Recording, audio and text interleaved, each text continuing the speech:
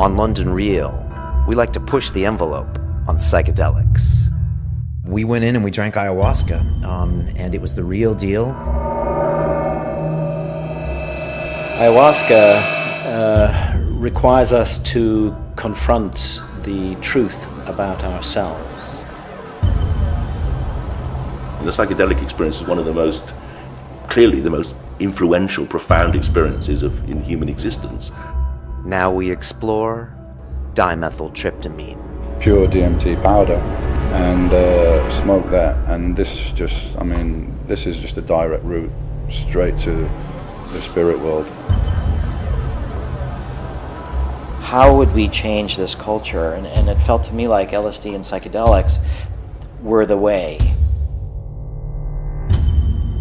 London Real presents DMT, before and after.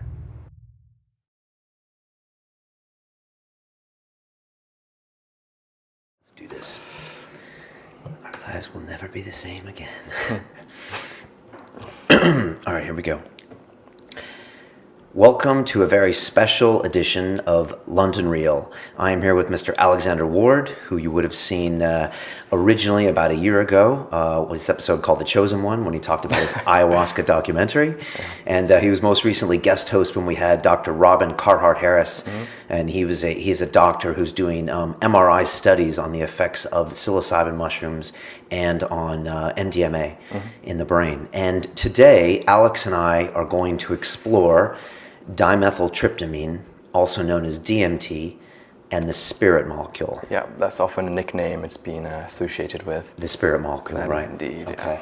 And Dr. Carhart-Harris said that the chemical difference between psilocybin and DMT, they were very, very similar chemicals, I believe. Yeah, incredibly similar. And I think that can be attested to with people who have had kind of first-hand experience between these various different psychedelics, that there is a huge overlap, and many people report just having the exact same experiences with either of these psychedelics. And DMT is the active component in ayahuasca. Yeah, that is mainly what is responsible for the kind of amazing experiences people go through with the ayahuasca. Right. The main component of that is the DMT.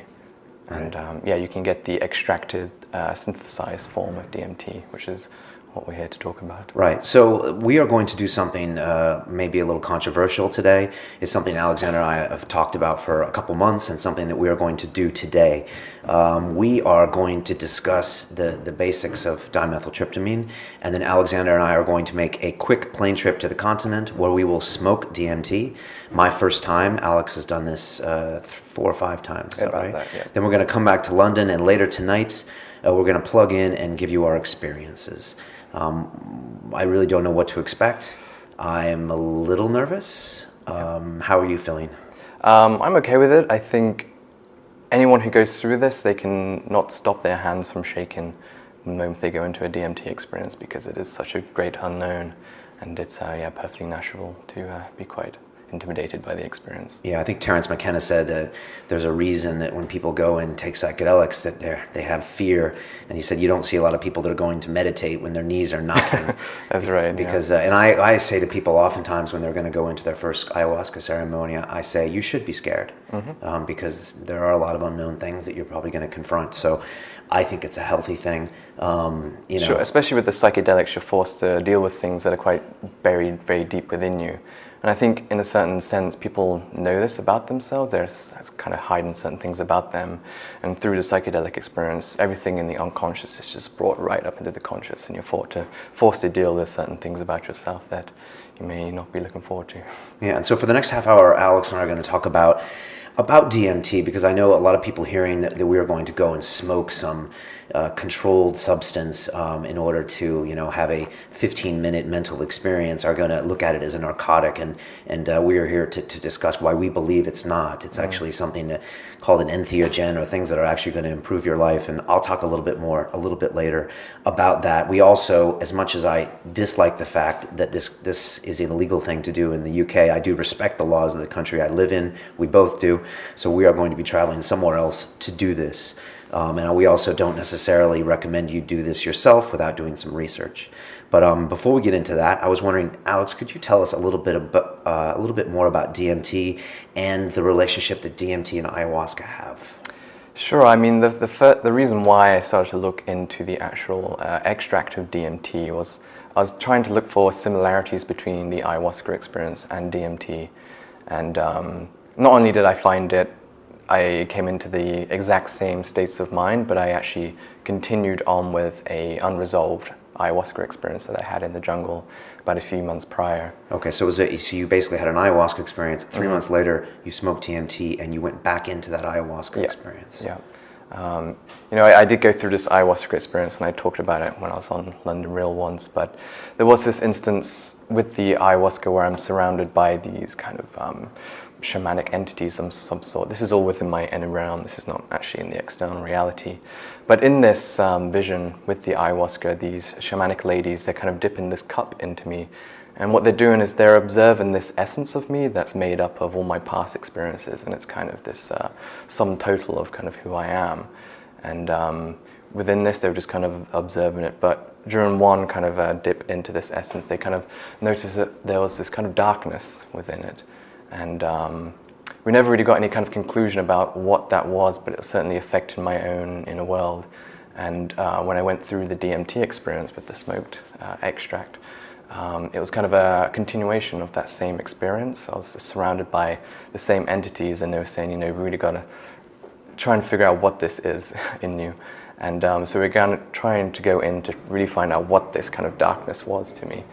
And it had certain things to do with a kind of self-doubt mentalities, which can often lead to kind of a sort of self-hatred. And so we're trying to sort of pull that out, because we do all have these kind of inner dimensions to us. And demons too. Yeah, when people encounter demons, they are visual manifestations of negative emotions they hold within themselves, because we all hold kind of certain emotions within us, and when we kind of keep hold of those negative emotions, they kind of run riot. And through the ayahuasca, you get this kind of visual representation of what those are. I think with a lot of the public who isn't informed or educated about psychedelics, they hear a word like magic mushrooms, and they hear the visions people have, and they tend to associate it with a very recreational type experience. And maybe it is for some people, but for me, I'm at my 1 year anniversary since I first took ayahuasca, which I was terrified to do. I was really not comfortable with confronting my demons, but it has affected my character. I've done 3 ceremonies. It was March, August, and December, but it's affected my character in such a positive way, because I think I confronted these demons that I was holding inside, and that I was oftentimes, when I'd feel pain, I think I would, drink too much to medicate yourself. I think a lot of people do this, distract yourself from what the real problem is inside. And yeah, I mean, there's a lot of substances and things like alcohol are a way to sort of get you away from yourself, but ayahuasca is a substance that makes you face things about yourself, and I think that's the main difference. Right. It's like they said that certain drugs help you tune out, and then the ayahuasca makes you tune in maybe to a way that you're just not ready for. Because it can, and it can be very overwhelming for people. Yeah, as I said, it's like putting a mirror up to your soul, and you get to see how you've been treating the rest of the world, and usually it's not good news. Yeah. That's the way I kind of describe it. But for me, it's made a big development in my life. I mean, I was 40 years old before I ever moved in with another woman, or became like more of a family person, and I attribute it all to ayahuasca. My better half will say it was her, but I have to say that the ayahuasca is a pivotal experience in my life, particularly the second one, and I think it makes me more calm today. It makes me more loving of others. It makes me more accepting of things that I can't control. So it's very powerful stuff. Sure, and it's been very encouraging for me, because I've been on my travels for the past 8 or so months, and I'm getting a lot of contact with people who are working with this medicine, and just seeing the kind of transformations people are going through, becoming more compassionate people. And there is this whole element as well with psychedelics that it's used in kind of post-traumatic stress disorders. And I've had people contact me, say they were able to deal with certain traumatic childhood experiences and all of this. And and it is an interesting thing when you consider this is a banned substance. I think it's kind of in America it's Schedule 1, which the definition of is, one of the conditions of making it a Schedule 1 is it has to have no therapeutic use whatsoever. And I think as we've seen through the testimonials of other people, and with a lot of scientific research that's coming out now, it's that's not the case. And it seems the most ridiculous thing to me to say. Backwards. Because 99 to 98% of the people I've ever met who have had, psilocybin or ayahuasca experiences, I think they're better people because of it, and then they act maybe 100%, and maybe this is a throwback from the banning of LSD in 1966 in the States, when maybe it was just a backlash of fear that kept it out of the public eye for research for 30 or 40 years. But as we've seen now with Dr. Carhart Harris, and if you haven't seen that episode, please watch it, because he is doing real clinical research where he is actually showing that these substances can help in depression, can help in a lot of repetitive behavior patterns. Like, I'm sure everyone listening to this have felt themselves in a cycle. They say the definition of insanity is repeating the same action, expecting a different result, but yet we've all done it. And Dr. Carhart Harris, who is a researcher, he's not a user of these substances. He has said it's a definite way to break a cycle of behavior. Yeah, it's really great to see. He does a lot of scientific studies on actually what happens in the brain when you go through. I think he did a lot of his research with the psilocybin mushroom, but again, these things have a big overlap. And I like the way he described it when he said, in the brain there are these certain hubs of information, and they collect information from various different parts of the brain into one cohesive whole. And what he said is the psilocybin kind of lowered the activity of these hubs, and he explained it as almost as if a conductor left the room in an orchestra. So now you're kind of dealing with a kind of unfiltered information, and he says this is the way how people find it very freeing and liberating, and also how people have this disillusion with ego, which is sort of how they've been conditioned to think about the world. It's kind of getting rid of that baggage and conditioning that you've been brought up with, and kind of being a bit more experimental with the information that's in front of you. It's like almost everything that goes through your mind is processed, how that relates to my ego. If you see something, it's like, okay, does that make me feel good? Does that make me feel bad? Does that validate my personality? Does it not? So I think with some of these substances, as Carhart Harris is talking about, it removes that, and then you can, like you said, process the raw information for what it is. Yeah, and I guess that's also why people see themselves for how other people might see them as well. They step outside of their, I've often said, it took me out of how I thought about the world and actually how it was instead. I was just kind of, my conditioning acted as a kind of filter for life, and to take that filter away and kind of see things from a different perspective. It's something that Simon Powell talked about with the psilocybin solution, and something Dr. Carhart Harris talked about, where maybe someday there will be these clinics, they may be these like you would go to a spa for the weekend. A rejuvenation center. Yeah, where you would check in for the weekend, you would see a doctor, they would prescribe a certain amount of psilocybin or a certain amount of dimethyltryptamine. You would go into a comfortable room with comfortable music with maybe a nurse to watch over you, and for the next 8 hours you would explore parts of your brain and maybe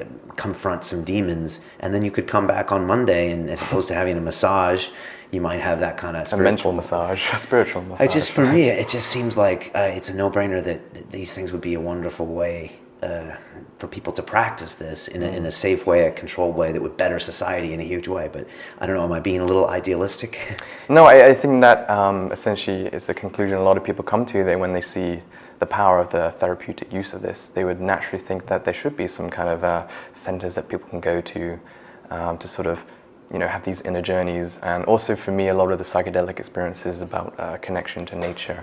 Right. So I think it's very important to have that aspect as well. And I do sometimes think when you're dealing with the extracted, synthesized forms of DMT and psilocybin as well, they kind of lose that important connection to nature. There's something to be said about having the intention of, going through the process of brewing the ayahuasca, or in the sense of psilocybin, trekking through nature and getting your hands on the actual form of it. Picking the mushrooms. Understanding its origin.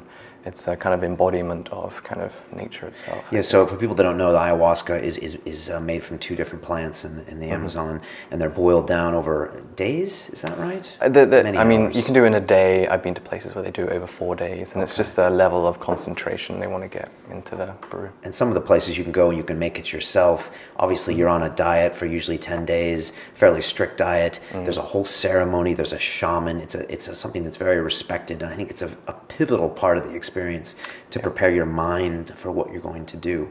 Now, we should talk about how DMT is not that. You know, Alex and I have not done any diet for this. There will be no ceremony that I'm aware of, and we will be smoking this extracted form of the DMT. And so what does that mean, in your opinion, as far as perceptions of it, and what is the reality going to be, as in it comparing to an ayahuasca ceremony? I do think a large part of the ritual practices with ayahuasca, the way you have a certain diet, you're prepared to do certain ceremonial actions, and it's taken at nighttime. I think it is, in a sense, a way of mentally preparing you. The way you actively do it in the physical sense is a way of mentally preparing you as well. So I think as long as you have that mental preparation beforehand, you kind of that's kind of one step towards going through the experience. That's for the ayahuasca experience. Now with the DMT, we won't have that. So how will that alter the experience, in your opinion? What will if you had to try to describe someone what this will be like, what will this DMT experience be like, do you believe? Well, I mean, firstly, just the actual experience itself, it's only 15 or so minutes. It's incredibly short. It's been called the businessman's high in Amsterdam, because apparently you can take a lunch break, smoke DMT, go to where you're going to go, and be back and fairly sober within 15, 20, 30 minutes. Is that correct? Yeah, that's right. It is all about set and setting, and I think that's what a lot of the ritual aspects of the ayahuasca is about. It is that kind of putting you in a very safe setting where you feel very secure, and if you can provide that by your own means, with the DMT experience, if you're in a safe, comfortable environment, then there's no reason why you can go through an equally positive experience with it. Now, I mean, for us, we've talked about ayahuasca on London Real for a year now. I've had a lot of people ask me about DMT. We've had Simon Powell on to talk about psilocybin. We had Carhart Harris. For me, this seemed like a bit of an elephant in the room. We've never addressed DMT. We've never talked DMT. We've never consumed DMT. So I'm glad that we're going to address this. But it does have a bit...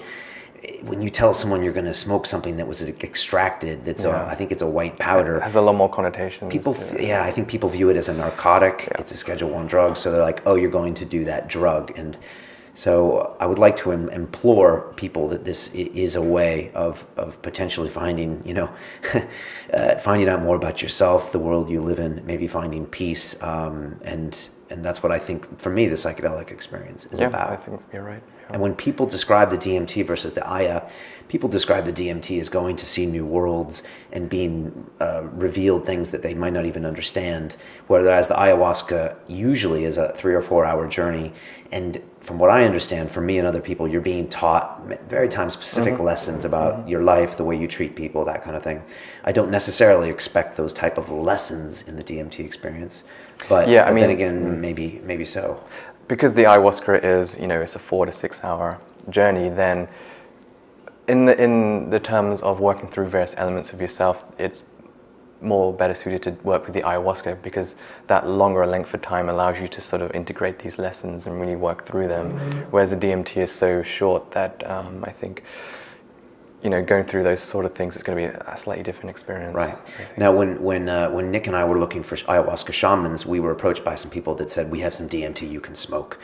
And we were very hesitant, because we wanted to go through the ritual, and we wanted to approach the ayahuasca experience first. And maybe we were culturally biased as well to smoke this drug with this pipe or whatever, that we didn't want to do that. We wanted to go for a more spiritual experience. Can you talk a bit about that, as far as do you believe people should do the ayahuasca before the DMT? I'm not in a position to say what they can and can't do with their own consciousness, of course, but I would definitely recommend that they go through the ayahuasca experience first. I know a lot of people don't have access to that. Often it requires a trip to the jungle and all of this, but the DMT, the whole thing we're tapping into with both the ayahuasca and the DMT is just so extraordinary and just out of this world. That can be very overwhelming, and I think if you're introduced to that in this kind of 50-minute DMT experience, the kind of tendency is to sort of give in to astonishment. And I know from one of my experiences with that, I was so astonished by what I was going through, I kind of opened my eyes and just completely snapped out of the experience. So I think you do need that grounding in these longer sessions with ayahuasca to sort of really get a feel for what you're tapping into, so that when you do go through with the DMT, you kind of have a good handle on things. You immediately know what you're tapping into, and you can sort of just more go with the flow rather than be too overwhelmed with it.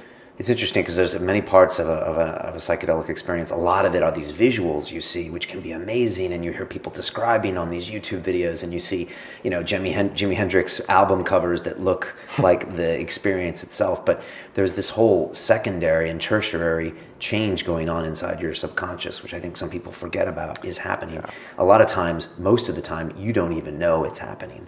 And then it's only months later, weeks later, you find that you're not yelling at the guy in traffic, and you're not, stressed out all the time, or you're not, drinking 6 pints a night. And so sometimes these changes happen, but oftentimes people don't associate this with the psychedelic experience. They associate, I saw this visual. Far out. Yeah, I saw an alien land on my head and that kind of thing. And I'm not to diminish those experiences. Those are very important. But there's a lot going on here. Yeah, and I think people can get a little too caught up in those kind of extravagant visions. But, I often hear people when they refer to things like this, but when I talk to people in person, I never really have them talking about these really far out ideas. It is much more grounded and kind of working within themselves. Yeah. So I don't know, I think that kind of idea of these really extravagant levels is, some cultural... It might just be us as humans. We tend to identify the pop culture, the wows, the cool sounding visuals first in our mind, and maybe... and that's another thing this comes to is language, and it's something that we talk about a lot. Terence McKenna talks about. It's like language is something we use to try to communicate with each other, to talk about the real world. And it kind of developed to sort of keep us away from dangers when we were kind of long ago in our evolution. Watch out for that saber-toothed tiger, and it kind of grew out as a way to sort of explain the outside world. Right. But it kind of gets a bit mixed up when you try and apply that same tool, which language is, to sort of describe these more abstract ideas, tapping into certain emotions and talking about these inner realms that people experience with ayahuasca. Yeah, I find that after my ayahuasca experiences, I don't want to talk. It's almost like I'm cheapening of what happened to try to describe it to someone, and I always fail. So immediately after, a few hours after, I just try to shut up. And then later I can write about it, but even then it's hard to describe, because it's a lot of it's a feeling, of things that you've never had It's very much tapped into emotion, actually. And I know that I've gone through my own work of trying to attain similar states of awareness through meditation and things. I know for the longest time I turned it into a kind of mental activity and had no luck with that. But when I got more in touch with my emotions and how I felt in ceremony, then I felt like I was very much on the borders of similar states of awareness that you get through psychedelics. So you were just becoming more emotionally open to the experiences? I think the psychedelic experience at its core is an emotional experience. Okay. And kind of when you focus on kind of the mental activities of it, it kind of gets away from what it is, I think. Okay. I just want to say something else on a personal note, and it's something I've thought about. I mean, we've shot 86 episodes of London Real. We've had a lot of people on, a lot of very interesting guests. We've talked about ayahuasca, psychedelics. We've talked about,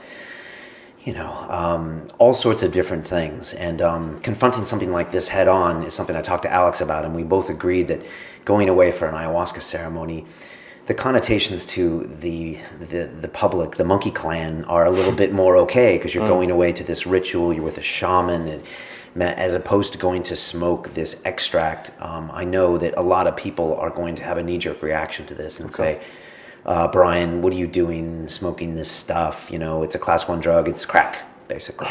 And I'm more and more aware of this, especially now, as I've told you before, Alex. I guess I've got a family now, and it's like now I have to think about what the school says or other kids' parents say, and if they see this, it's very likely for them to say, "Oh, Brian is this type of guy. Put him in this type of hole." So it's something that actually makes me nervous and scared, and it also makes me angry, because it seems like this is something that's done me so much benefit as far as the psychedelic category as a person. I wouldn't be with this family if it wasn't for, in my opinion, these substances, these medicines. And so to categorize me as potentially a bad parent because I'm doing it or talking about it does make me angry. And so it's one of the reasons I'm doing this episode, because I feel that to run away from that, I don't know, that oppression, and maybe it's only in my mind, but like I think I need to run towards it and just confront it, and whatever happens, happens. Sure. Well, when you discover something that has huge beneficial effects, the natural thing is you want to share it. Yeah. And then you do face that cultural wall of people's perceptions about these things. But like you said, with the ayahuasca, I think a lot of people, they may not understand the psychedelic aspect to it. But I think on some levels they understand this level where you talk about this connection to nature, being in the jungle, if you're in the jungle for these experiences. So when you talk about just solely the psychedelic experience with the DMT, that's when it gets a bit more difficult. Yeah, there's more judgment. Yeah. There's more judgment there, it seems, by people. And yeah, they equate it, like with, I think they equate it with more of a narcotic. And it's something we have to deal with as a perception. I mean, we're all part of the monkey clan. The monkey clan can lock us up in the prison. They can take away our rights. They can call us criminals. They can, shut our broadcast down. So it's like you need to be aware of it, but at the same time, I don't think it can change the way you do things in your life. And we've had guests talk. We had Dorian Yates, 6-time Mr. Olympia, who's talked about smoking DMT and how it was very profound. Right. And one of the things I noticed about Dorian, I was like, well, when did you smoke it last? And he was like, 6 months ago. I was like, do you have any plans to smoke it again? He's like, I don't have plans to, but I might. And it's something Terence McKenna talks about. He talks about large doses infrequently to learn things. And Simon Powell talked about that as well. And that makes me more comfortable when I'm about to go smoke dimethyltryptamine today, knowing that it's not an addictive substance, and it's something that people don't run back to. Especially when it's a difficult experience. Yeah, and I mean, ayahuasca is something that on a good year I force myself, but I make myself go once every 3 or 4 months, 3 times last year. And that's a conscious effort of going back to the mountain, knowing it's going to be a long night, but I know it makes me a better person. And it's just interesting and makes me feel better about DMT is that it's not something you hear people, I'm going to do DMT this weekend, I can't wait. Yeah. It sounds like something you do infrequently, and then you process that information. And there's a lot of information to process with that.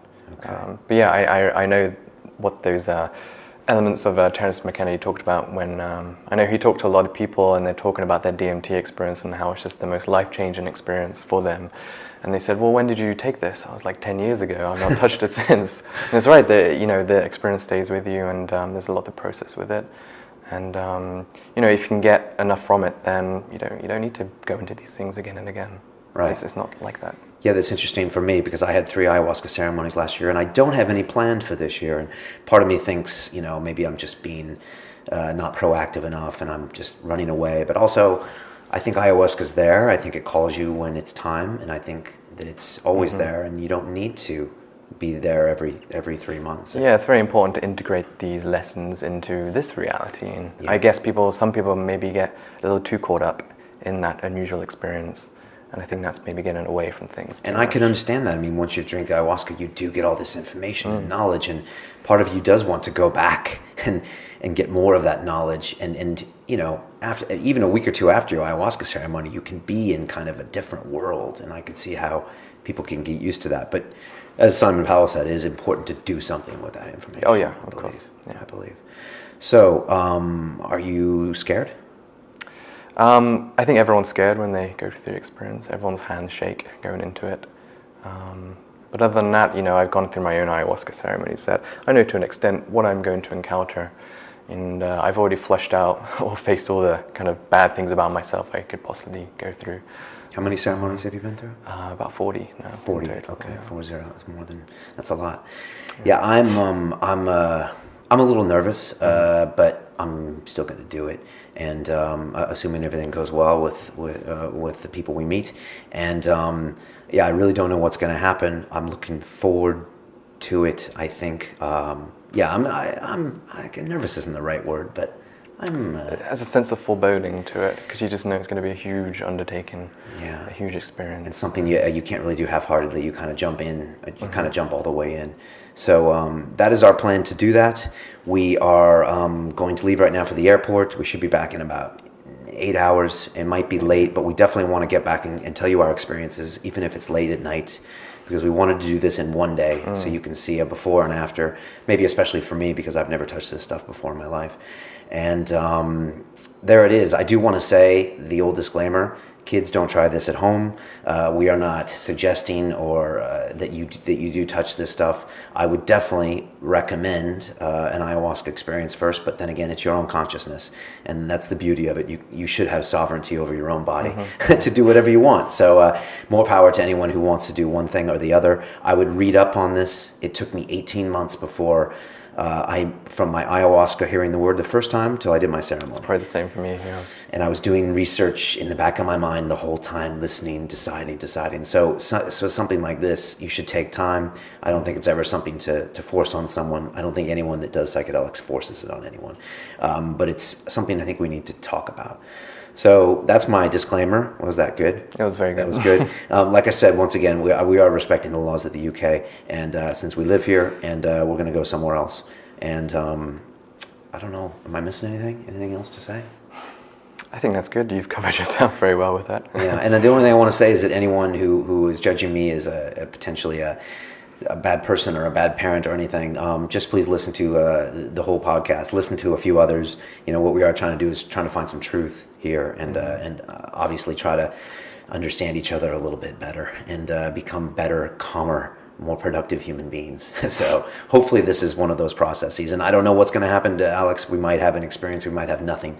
Yep. But we'll come back and tell you. Yep. All right. Should we get a taxi? Let's do it. All right, man. We will see you guys later today. Goodbye.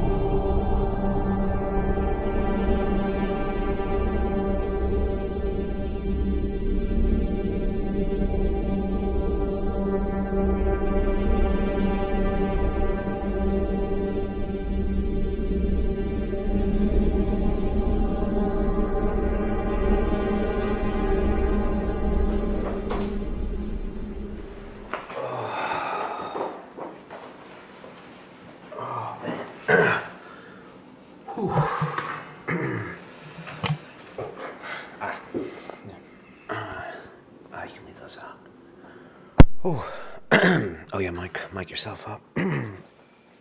That's quite a day, Mr. Ward.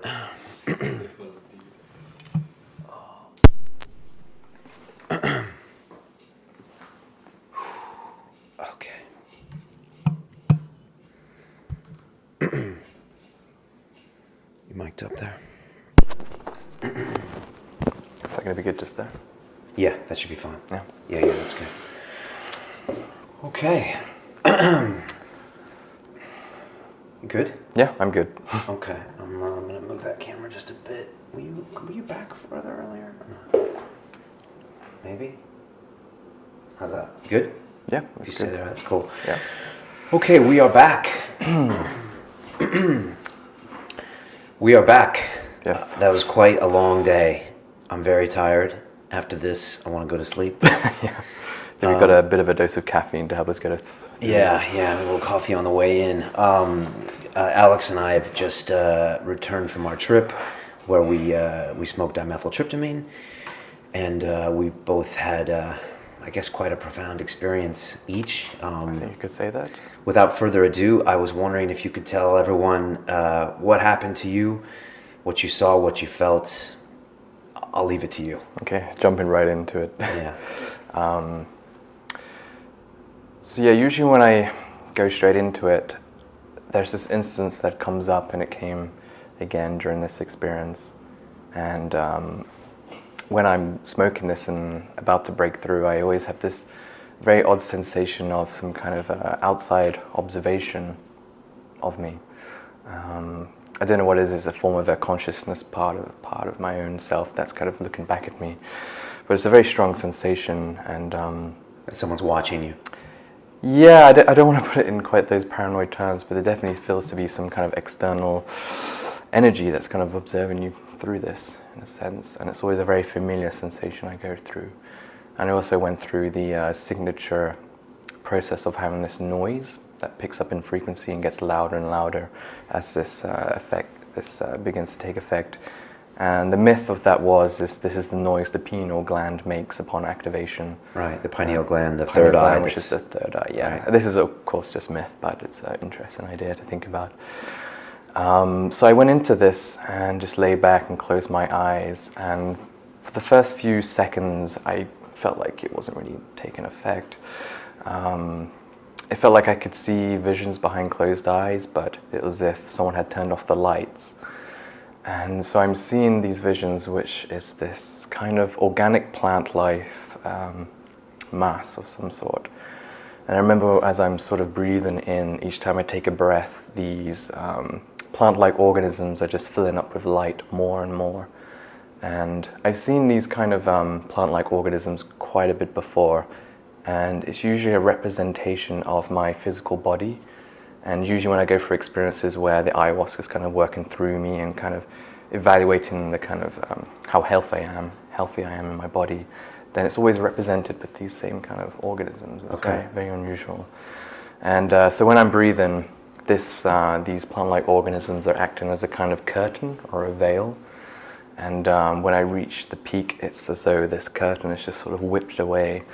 And I'm very much in my normal state of consciousness. I don't think it affects you kind of mentally at all. You're very much how you are kind of before you went in. It's only the surroundings at that point suddenly are swapped out with an entirely different surroundings. Okay, so you are kind of you. You're just you in a completely different matrix. Mm-hmm. That's kind of the way I felt as well. Like I was brought into this almost a video game of two-dimensional space where I wasn't in control anymore, and I was in someone else's playing field, is what I felt. And I think that's why it's so intimidating as well. It doesn't affect you in any kind of emotional basis, so you're there kind of how your normal sense of being normally is, but completely different surroundings. Right, so it's like taking you literally out of your comfort zone. Literally, yeah. Literally. Exactly like that. Right. And so, I mean, what I tapped into with the DMT, and it's again this exact same realm that I keep tapping into time after time with experiences with the ayahuasca. And I felt myself, and I've had a lot of other people report to me as well when they go through this themselves, there's this huge sense of familiarity to this place that you tap into. Okay. It feels like you're tapping into the very core of yourself. And the type of aesthetic design of this place was a kind of multicolored cathedral of some sort. Okay.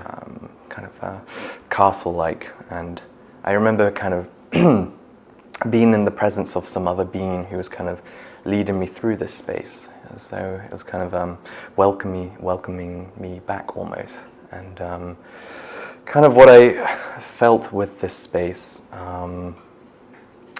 what I feel like I've tapped into with this, and I've gone through many experiences with the ayahuasca, is that you're tapping into a kind of part of a more soulful part of yourself. I've gone through experiences with the ayahuasca, and it feels like the experience of life on Earth is that people have this multi-dimensional existence, I call it. It's just ideas I'm playing with right now, but you get this huge sense that you are present beyond this veil that is kind of lifted temporarily with the psychedelic. And it's almost as if you're a soul having the experience of a physical body. I know many other people have had that same type of feeling with it. And there's some soul there. There's something beyond the physical. Yeah, there is this sensation that the consciousness you have is something more than just the body. Okay. And I could feel that. I could feel this very strong presence of this kind of very force of life, the very force of existence that was living through me. And it was this that was representing these plant-like organisms that when it doesn't have this force of life, this force of consciousness, that there is no kind of life to it. And when I took in the breath, it kind of just glowed full of light. And did this take you back to a space that you go to when you drink ayahuasca? Yeah, pretty much the exact same place. Okay. I think with the DMT, it kind of takes you to the a more pure experience in a sense, because I know the ayahuasca, it has a lot to do with the shaman calling on these various, we call them inorganic entities of sort. Right. They refer to as spirits. So shamans in the room, they're chanting, they're channeling these other spirits. Yeah. Typically when you're ayahuasca Which ceremony. could be a manifestation of a part of themselves that they give to you to sort of help you heal certain parts of your own inner space, or if they're external, this is kind of speculation. But with the DMT, it's just three guys in a room, and with the DMT, you don't deal with those external inorganic entities, I felt, and you just get to more a pure form of the experience, I think. Okay. I felt that the journey was so intense. I mean, it started off for me, and I went right back to these Aztecian geometrics, and I was right back to where it was almost like you're in Mother Ayahuasca's world, no longer your world, where Brian's world, he's always in control of his world, and now you're on this playing field where you're not in control, and and you're on in her world, and then it was just really intense.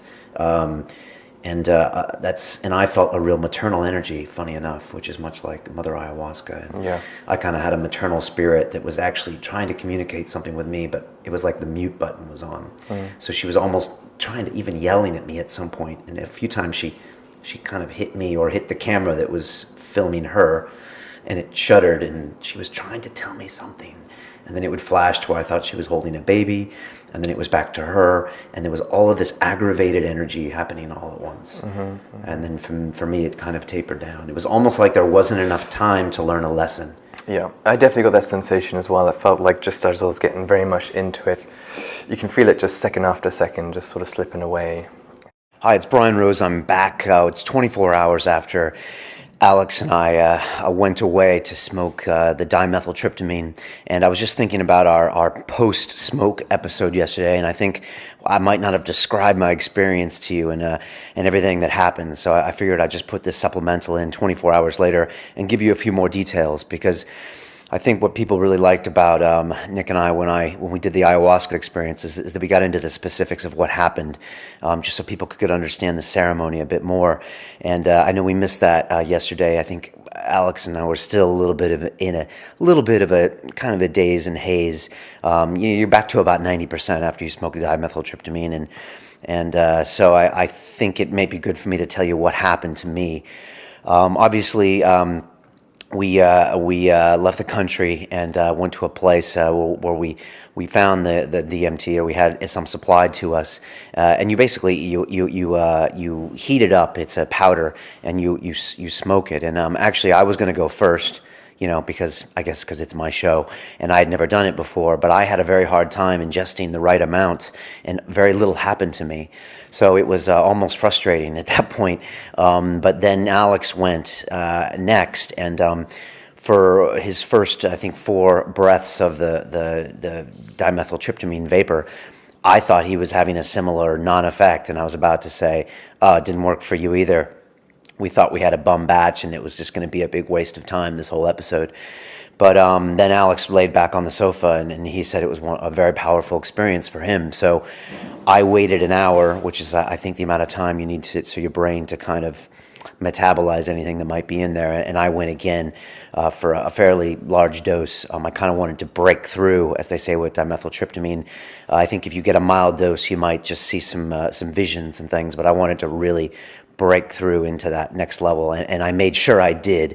I think it was about 100 milligrams was the dose that we heated up. I think you lose some of that in the process, and I took 4 breaths in. On my 4th breath, I was almost losing reality, but thankfully Alex was there and said, "Brian, take the 4th one," which was good. And then I leaned back, and I was just immediately elevated to like this Aztecian geometric plane, and it reminded me very much so of the geometric shapes I see when I'm in ayahuasca, after I drink the ayahuasca. Except this plane was really intense with like a lot of not anger, but a lot of, I guess, just intensity. And I just felt that I was in someone else's playing field, that I wasn't in charge. And that's always a strange feeling for me, since I'm such a control freak in my environment. I like to choose who I associate with and the situations I put myself into. I like to push myself, but I also like to then come back home. So I was elevated to this plane that reminded me a lot of the ayahuasca plane, but there was no audio because there was no shaman singing, and it was just quiet in the room. And for some reason, I saw this, what seemed to be like a mother entity, but she was almost pixelated, so I couldn't see her face, and she seemed to be urgently trying to yell something to me or something, and she seemed to be kind of running around and fretting, and at some point I thought I saw her holding a baby, or a baby in her womb or something, and a few times she tapped the camera as if I would tap this camera right now to my vision, and it went white, and I was just like, she was almost like yelling at you, but the volume was completely muted. I don't know if you've ever had that experience. Maybe someone yelling at you and you had earphones on or something. And I was just like, trying just to be with the experience. But also, I was very happy to know that I would not be there forever, because it was pretty intense and out of control. And I didn't feel emotions like I would feel in ayahuasca, where it's a lot of, I feel the pain of other people and their suffering and the fact that I'm not loving them enough, that kind of thing. This was more, just felt like a real intensity and a vibe, and she was trying to tell me something, and there was just urgency, and it was a real, like, zzz, a much more intense plane than I get with ayahuasca. Ayahuasca, there's those visions and there's those emotions, but I didn't feel like, ayahuasca feels like more of a storyline, and the DMT was more of a, here, we're going to take you right up to the hyperspace, and then you're going to come back down. And I knew I was going to come back, and I was feeling, and as the way it was slowly dissipating, I'm guessing after minute 1 or minute 2, I thought, oh, there's a lesson here. She's trying to teach me something about maternalism, motherhood, my future as a father, something. And so I sat back and was like, oh, let me learn the lesson, like I do sometimes on ayahuasca. And oftentimes there's a lesson, and oftentimes there isn't. And I think that's just our own ego projecting as if the universe is telling us something for us. So I think that's just your ego getting in the way. So then I kind of dissipated that and just tried to be with the vision. But I think it was very helpful that I had felt like I'd been in that space before with ayahuasca, because if not, I could have panicked and been like, what is all this crazy new information? But I think I was able just to kind of absorb it and let it in, and then it just kind of slowly calmed down. The visuals went away, and after about 5 minutes, I was pretty much back. The first thing I said to Alex was, that worked. And then he knew. I think he knew by looking at me that I had been there. And then I think I said Jesus a few times. It's just like, it's such a reminder when you go into that level of consciousness, even when you do ayahuasca, and you might have done it 40 times, as Alex had said, but you still forget what it's like when you go into her realm or go into this realm where you're pushing your consciousness. And it's just so interesting because you're not in control. You can't take a break. You can't run away. You just have to deal with it. And it's funny how your consciousness almost fights with itself. It's like some type of hybrid consciousness you have where you're not in control and you're in control, and your ego's trying to process it, but then it can't process it. And it's this weird thing where your brain's trying to figure out what's going on. A lot like what Robin Carhart Harris said when he sat in this seat about, it's like an orchestra without the conductor. So it's like your main brain hub can't process this information in order to make it sound like a beautiful song. So all these instruments are coming in and it doesn't know what to do with them. And that can be a beautiful confusion, because it can kind of show where you're at as far as a conscious level. As Terence McKenna once said, I don't know who discovered water, but it definitely wasn't a fish. And I think his point is that when we're in our own consciousness, we don't know we're in it because we're swimming around in this water all the time. And when we perturb it, like we do with psychedelic, then we get to see the water that we're in is actually water. And so we get to see that what we're in, what we think is just normal life, is this consciousness. And it's just nice to perturb it every now and then, because I think it gives you an appreciation of your own consciousness, allows you to observe yourself outside of your normal day of, I got to get my coffee, I got to get the kids to school, he's trying to screw me at work, I got to get more money to get paid, I got to get more money to buy that thing that I don't need. And I think it's nice sometimes to shock your consciousness and to realize that all of our manifestations in our head are just a construct of our own brain. So that's what's nice about a psychedelic experience, is it by definition will lower your ego, because you get to see the world for what it is, which is not your projection of the world, but it is just what it is. So I just thought I would give you that explanation. I didn't feel like I got in touch with my soul or met aliens. For me, it's just a show. I don't feel like I'm going to another plane of consciousness or seeing other beings. Alex has a different feeling. He feels like he does get in touch with some type of soul that he has beneath it. But we're very different people, and that's the thing about a psychedelic. And what I find beautiful about the psychedelics is they're almost custom tailored to the person taking them. Ayahuasca, for whoever drinks it, will usually confront the issues that concern them the most. And as my shaman says, for me, it's always relationships. And that's what comes up with me. With Alex, it comes up with nature. He has a real feeling with how man coexists with nature and whether we're ruining nature.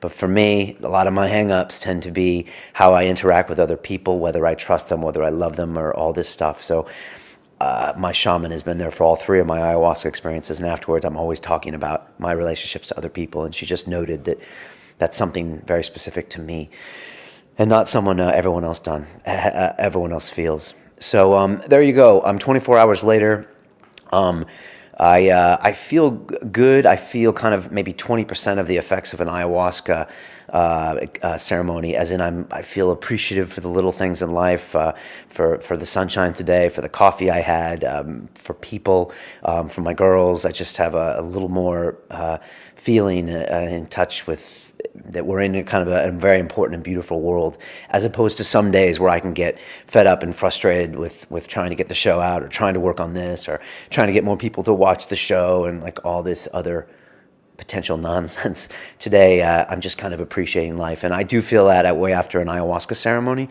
I would say this is about 20% of that, as in I'm not full on like calling old friends, telling them how much I love them. It's not that. And there's nothing wrong with that. Or hugging everyone. There's nothing wrong with that. And that's a lot of times what will happen after an ayahuasca experience. A lot like a near-death experience. But today, I just feel to have kind of more of an appreciation for things. And and maybe not to take everything so seriously. And so for me, it was just kind of a way to kind of take a notch down.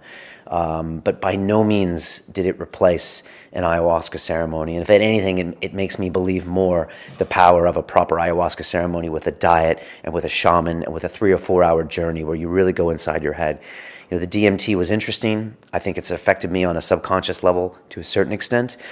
But I really think it was more of a blast off rocket and then right back down to earth. And I don't know if it's possible to learn a lesson in such a short amount of time. I feel like you really need to go through a journey, and maybe even a mental preparation. Because I mentally prepared for the DMT, but it was mostly just fear that I wouldn't, die or do something stupid or overdose, which is almost impossible with the dimethyltryptamine. So anyways, I will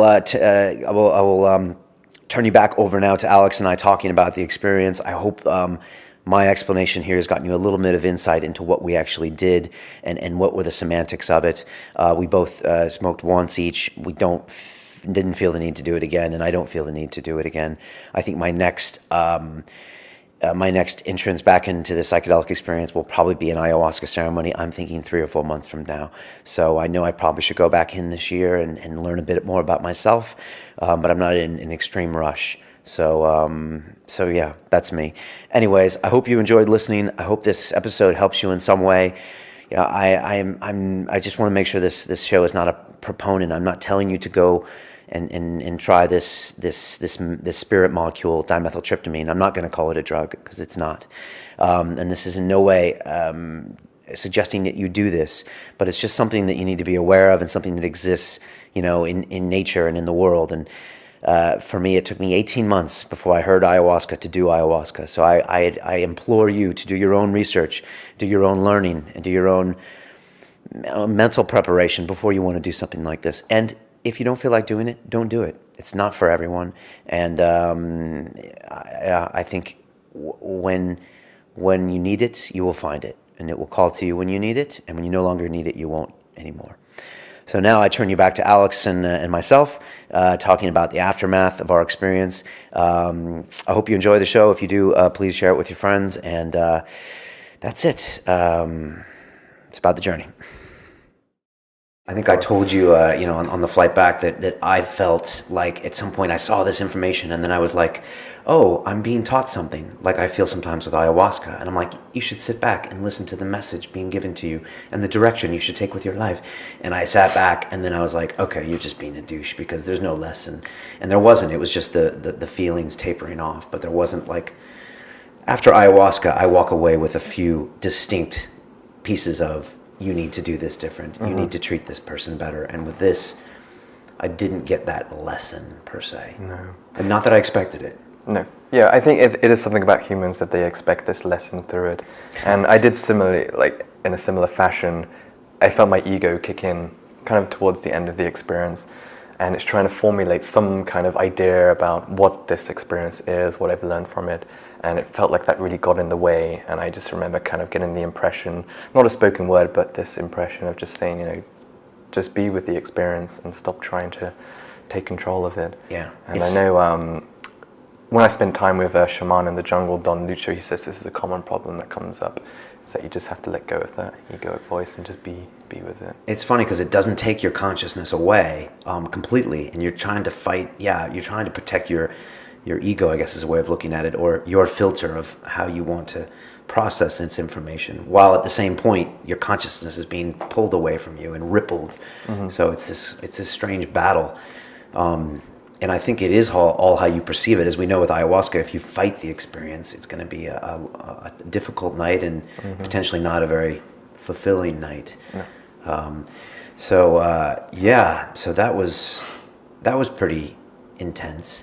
What do you think you can gain from a DMT experience? It was very brief. It was probably 5 minutes long or 6 minutes potentially, of the really intense stuff.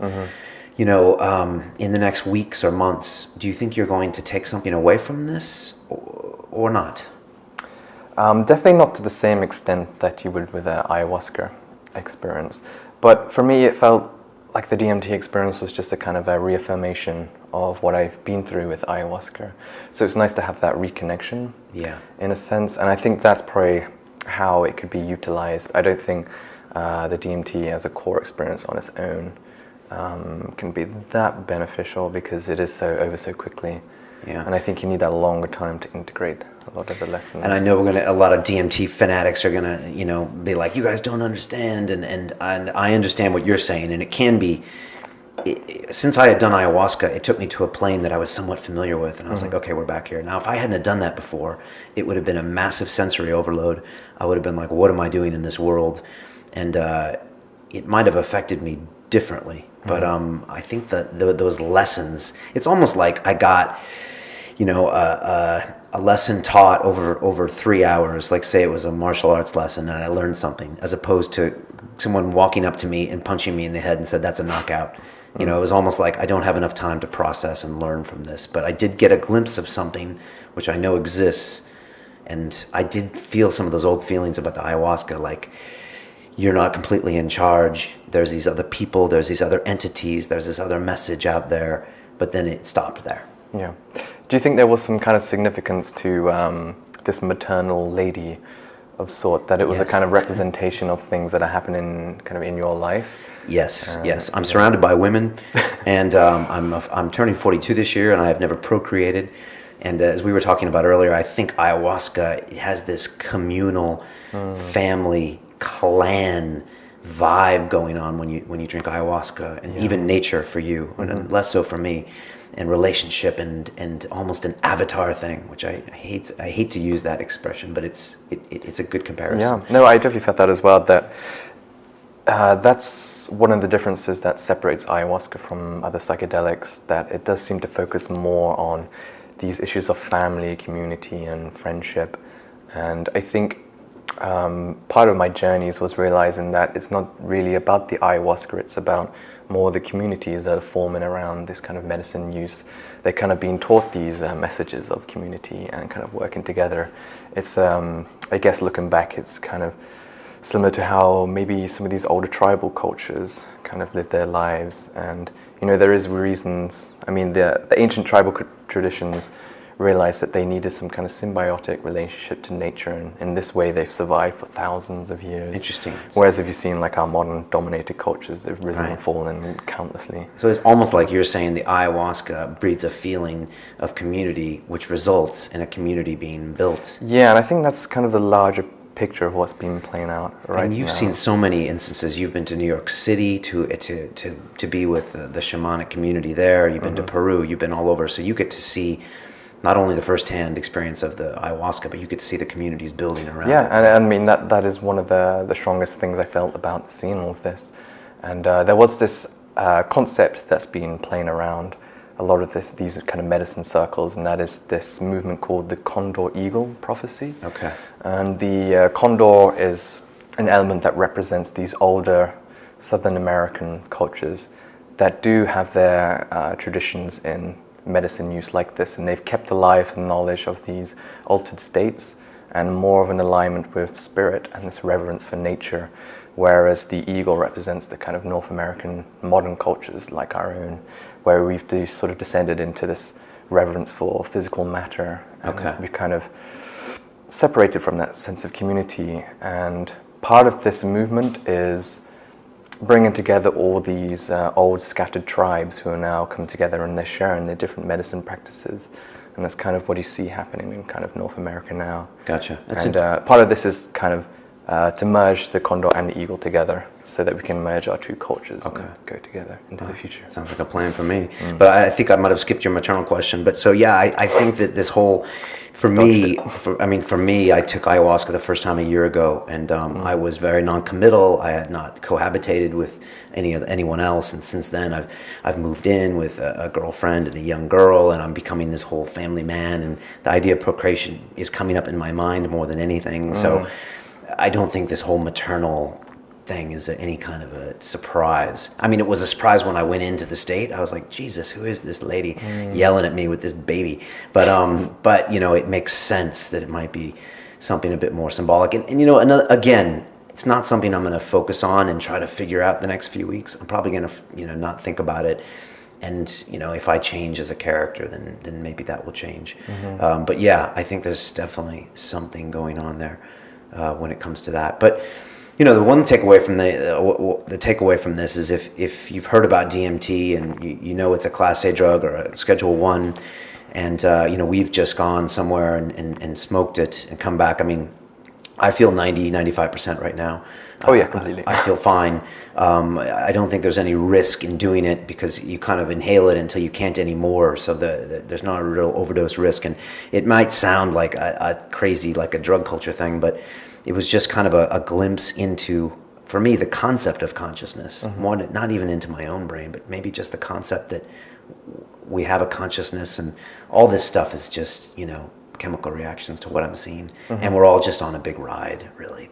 That's the other thing that I take away from it. Like, it's hard to take too much seriously, like building an empire and all this stuff, when you know that you're literally 3 inhalations away from going to the Aztecian board game, where the rules completely changed. And if dying is anything near that, it just shows you almost, I don't know.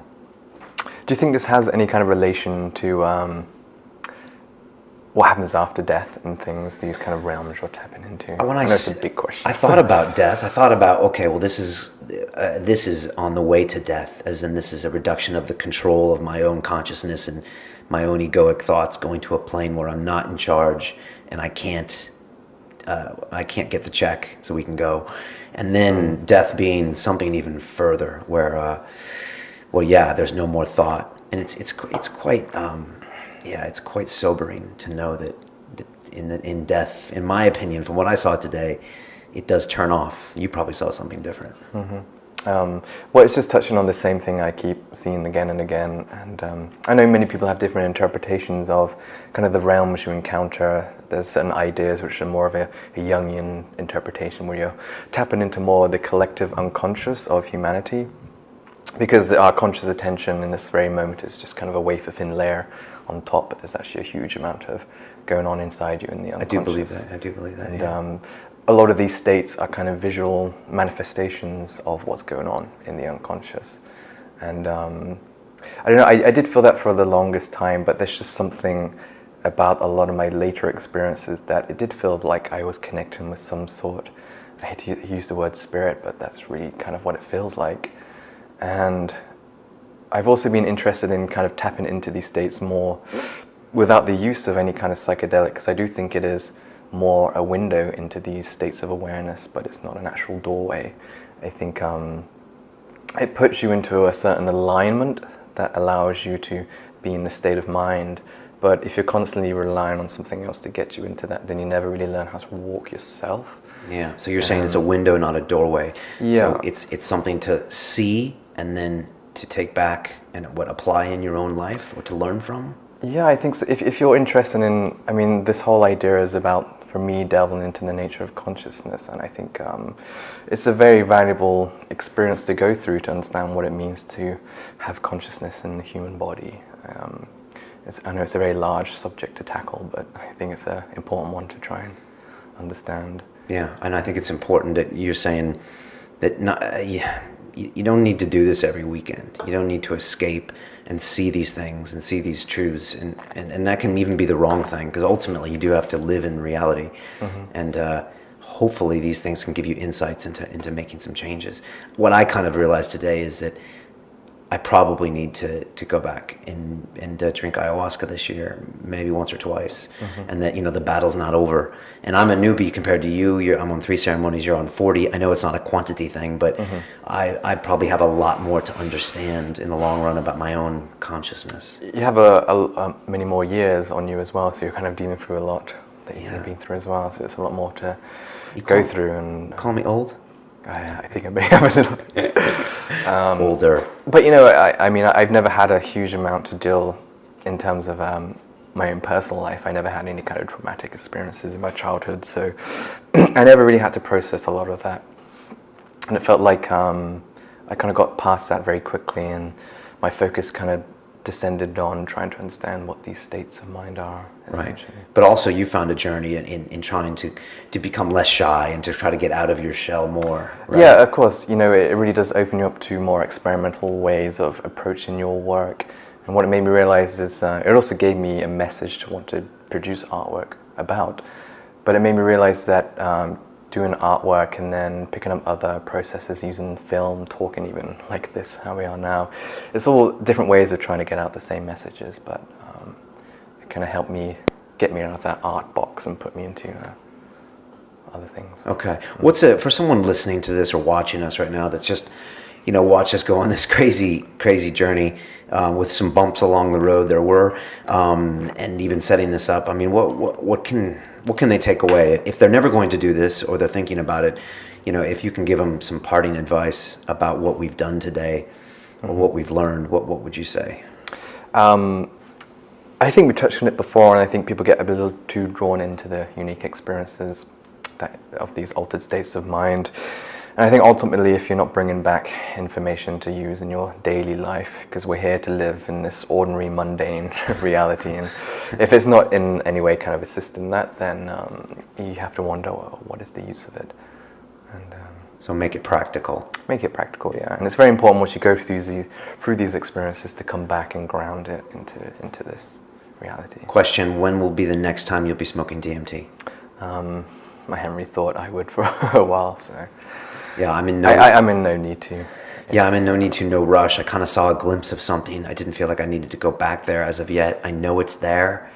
If anything, it just reminded me of my own fragility of my own consciousness and my own perceptions, and that there's another world right over there that is existing in a parallel way with my own world. So it does seem to be that way, and we could try and shy away from saying it, but it seems evident that it's something along those lines. Yeah, I mean, and it's an old Bill Hicks. He's an old comedian. He just said, sooner or later you realize this whole thing is just a ride. Yeah. And I don't mean to trivialize life, but you do realize that something like today, it's like, all of your emotions and feelings and most important desires and accomplishments you want to make are really just electrical and chemical impulses in 1 or 2 kilos in the top of your head, and those can be altered very easily. So I guess that's a bit of ego dissolution that I'm describing, aren't I? And I think ultimately for me, I guess it might step on slightly metaphysical terms, but I think behind everything, even these experiences you're having with the altered states of mind, that I do see that behind all of that, when you connect to your true self, when you realize you are the entire works of the universe, it's kind of, you see life is living through you, having the experience of separation from all that is, and everything you go through negative, all these trivial things, are kind of valuable learning experiences for our true self, which is all of existence. That's deep, man. It's funny because I didn't get an attachment to a soul when I go into these experiences. I don't think there is another level of beings and consciousness. I just see things and I bring things back. So for me, maybe it's my practical mind, but I don't think that there are other even beings and entities per se. I've just seen something that it's very interesting to know it's there. Yeah, sure. But also I'm in my early days and that could change over time or not. So I mean, I've always been very much a skeptic, and I'm not willing to put my foot down and say it's this way or that way. But I think maybe working in art my whole life, it's made my thinking maybe a little more loose, flexible, willing to allow certain ideas come in and at least play with, I think. Okay. Excellent. I don't know what else there is to say. Just for you, timing. Are you going to be going back to ayahuasca this year? Are you going to take a break? Has that changed after what happened to you today? I'm taking a break from this. 40 ceremonies is enough. And as I said, I'm trying to find out ways to tap into this more on a meditation basis. I interviewed one guy in America, Alan Steinfeld, he said he came back from interviewing one lady who sat in a dark room for 40 days and said this whole space just opened up right in front of her. And it really did pique my interest when I went through a particular ayahuasca experience, and the next day I started to read more about the life of the Buddha, Siddhartha, and they talked about his awakening underneath the Bodhi tree. And it seemed like they were just describing my ayahuasca ceremony. Okay. And it seemed like that was a kind of thumbs up that, yes, if you put your mind to it, it's something that can be attained through meditation. So you want to achieve your next level of enlightenment through meditation, right? I think so. And I think it sounds like something that would be a lot harder, but I think because it's hard, it'll have that more permanent fix. Yeah. No, I totally salute that. I totally salute that. And I have nothing wrong with the shamans or ayahuasca or people that are trying, but I love it when anyone takes a step back, analyzes their behavior, because you can always come back to it. Sure. And, there is this aspect, no matter how much information you can bring back through the experience, it does take you up and brings you right back down. It's not this permanent state of mind, which is maybe a good thing because it's so overwhelming. But I think there's something to be said about putting the hard work in to attain those states of awareness. Cool. No free lunch, as they say. Awesome. I just wanted to thank the people on the continent that helped us out. If you want any information about them, don't email me. Don't ask me about it because we're not going to talk about that. If you want to have your own experiences, please research them well. There's lots of information on the internet. In no way are we suggesting you do this. We just wanted to do this for ourselves and address what, in my opinion, was a big elephant in the room when it came to London Real. We've talked about ayahuasca, psilocybin. We've had doctors on, and we've talked about DMT. I'm okay. Alex is okay. He's still extremely good looking, and we're back. We're going to continue on with my day and the show, but thank you for doing this with me. Yes, thanks for having me. I wouldn't have wanted anyone else with me but you. Yeah. All right. Cool. All right. Well, until then, all the best to everybody, and it's about the journey. It is indeed. Thank you. All right. Peace. And at the end of it, it's not like you get more MDMA. It's attempting to help people be healthy without drugs. Right. I think it's what you bring back from the drug experience that changes your state of normal, in a way that makes it so you don't need the drugs. You want to resolve the issues, not just medicate them daily. Yeah. Hi, it's Brian Rose from London Real. You probably know that we've just recently been re-platformed on YouTube after 25 months completely in the dark. The truth is, I really need your help. What I really need you to do is click on that subscribe button right now, like this video, and maybe even leave a comment or share the link with friends. We're really fighting against an algorithm that's tried to keep us quiet for so long, and the more subscribers we have, the more people watch our content, the better guests we can bring you, the better content, and we can continue transforming lives. We've been doing this for 14 years now. I want to do this for another 14 years, but I really need your help. So click on that subscribe button, like the video, leave a comment, share this, and we're going to continue to bring you more and more great content. Thank you. Most people will never see this opportunity. Dubai luxury transformation projects have historically delivered 40 to 90% annual returns. That is incredible. These were once reserved only for insiders with access. I spent 15 years on Wall Street, and I learned this: the biggest returns always go to the people who get the call first. Now, you finally can. We've just received a brand new project with major upside potential. Allocations move fast. Click the link, apply now, and speak to my team. This is your chance to see what others never will.